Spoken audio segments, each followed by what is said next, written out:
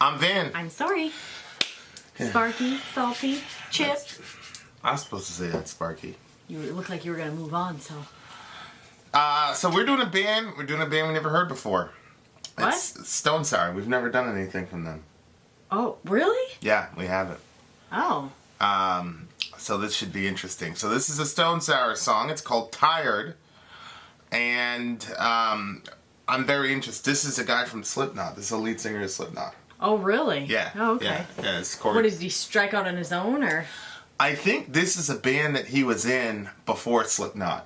Oh. And then Slipknot needed another singer, so Corey jumped on. But then when Slipknot got big, he also jumped back on the Stone Sour and got them big too. So the Stone Sour are a pretty big band themselves. So Oh, wow, okay. yeah, it's pretty cool. Usually in bands, once you get recruited, that's it. You go on to the big band, and that's the end of that. But he kept his word, so good for him. This song is Tired. I'm very interested to hear it. This is well requested. It's been requested for quite some time. All right, so let's do it. Here we go. Tired, Stone Sour.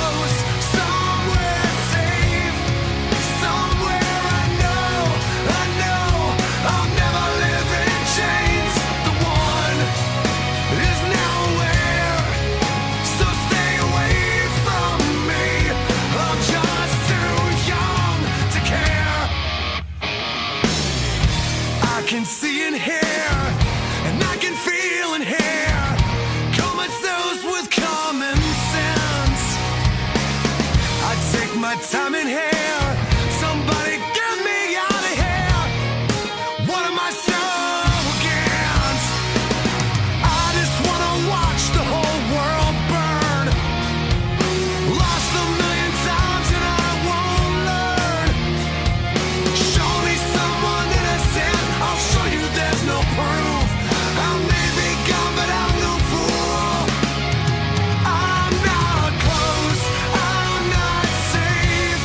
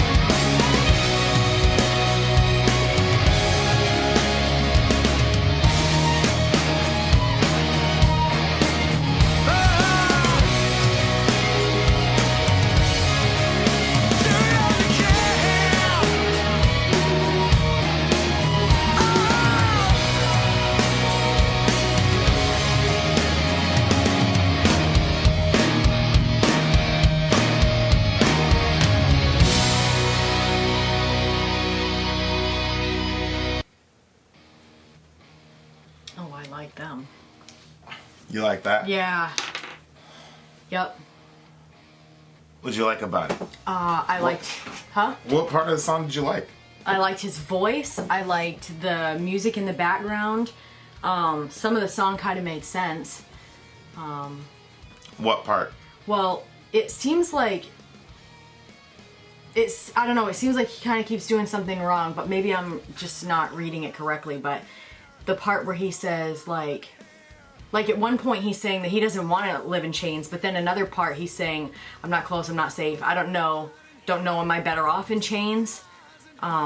So, like, he kind of, he talks about wanting to watch the whole world burn. So it seems like he has an issue, and then he's basically saying, just stay away from me, like, I'm just too young to care. So he understands that there's a problem, and he blames the problem on his youth, and just says, well, I'm too young to even care to change.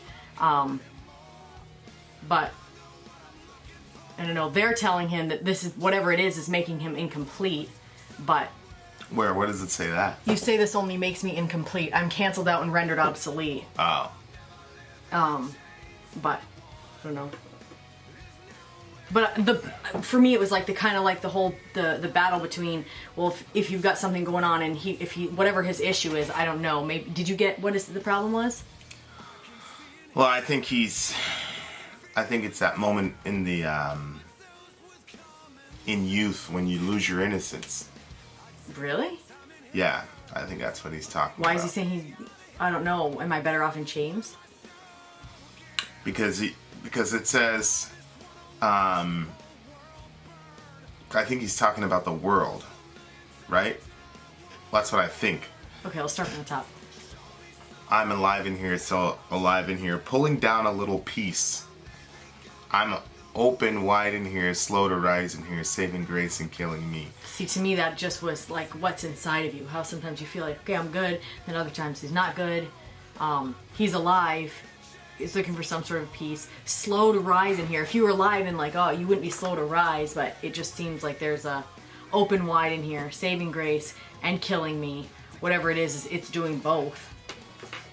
Tell the mad chameleon he's not welcome anymore. Yeah, what did you make of that? Well, a chameleon is something that can blend changes into color, yeah. It blends into its environment. Yeah. So he's saying he's not going to be that person anymore. He's not going to be the person that just blends in. I know what I'm looking for. Yeah.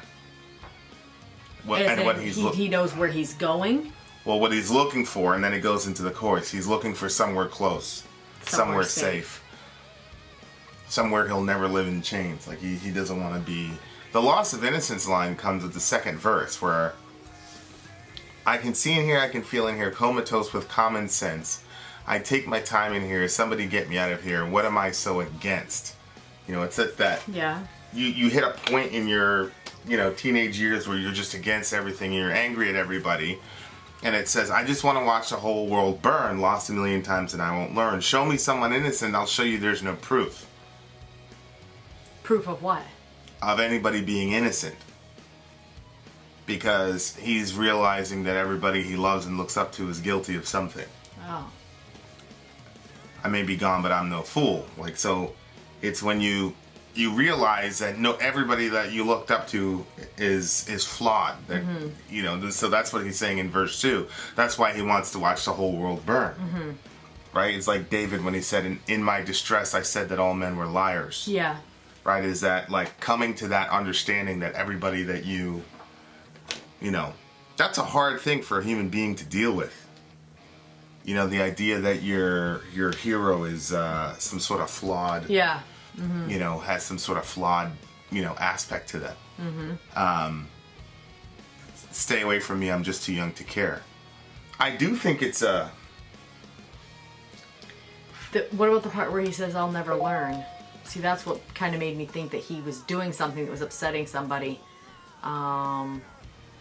Lost a million times and I won't learn, because they, like if you lose at something, you figure out a way so you don't lose at it anymore. But he just keeps losing.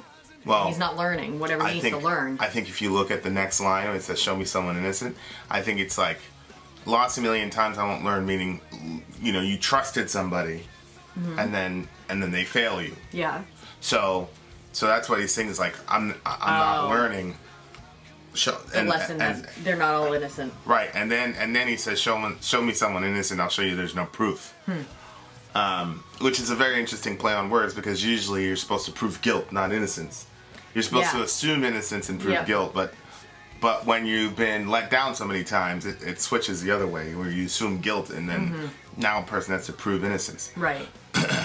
But that's a lot of people do that to protect themselves from. I mean, that's a common human response. You know, and so like, and it depends on which group of people we're talking about. So, for example, a lot of people are against religious hypocrites. Yep. And so if you present yourself as a religious person, they automatically assume that you're like a horrible, terrible, hypocritical person who hates everybody. Right. And you have to go out of your way to prove otherwise. Prove otherwise. Yeah. But then there are other people there's other groups of people who will be, it works a complete opposite way. So, I mean, yeah, I do think that when he says I'm just too young to care, I think he's like in his mid-30s when he wrote, 2012, yeah, it was about 6 years ago. I do think, though, that it is a mark of immaturity to react that way when you get disappointed by somebody. To react what way? To want to burn the whole world? To burn the whole world down. Yeah, and I can't trust anybody. And yeah. No, there's people in the world that you can trust. You just have to realize that just like you're flawed, they're flawed. So, well, maybe that's what worries people. Why? Well, if you recognize that you're flawed and you're like, and they're flawed too, at least you know your own flaws, but you don't really know what theirs are. I don't get the picture, and I think he's writing from a young, angry person here, because Corey is an extremely brilliant writer, and he's very, very self-aware when you look at the other lyrics. But I don't get the picture as the person personified in this song. I don't get the picture that this guy feels that he's doing anything, that he is a bad guy. He's somebody that wants to watch the world burn. And when you're watching the world burn, that means you're outside of it. Yeah. Like you're like an outsider looking in as this world of people that suck deserves to burn. So then you're kind of like in a godlike position. Why is he asking if he's better off in chains? What chains? Well, the chains of society. Everybody's kind of like, how there's a certain matrix. Is the chameleon? Well, the chain. I think there's a certain matrix that everybody's in, and those are chains. And the minute you step out of it, life becomes extremely difficult. So I think being the chameleon, being a person who gets accepted by society and all that, it's a chain for him. But then it's like you begin to question. That's why he says. I wrote something like this one time when I was really young. He said something like, oh, there it is right there. What am I so against? Because I remember being around 16, 17, and I was against everything and everyone. So, like, when you get there, you kind of like, you're fighting all the time, and you're constantly at war with something or some person or some ideology that...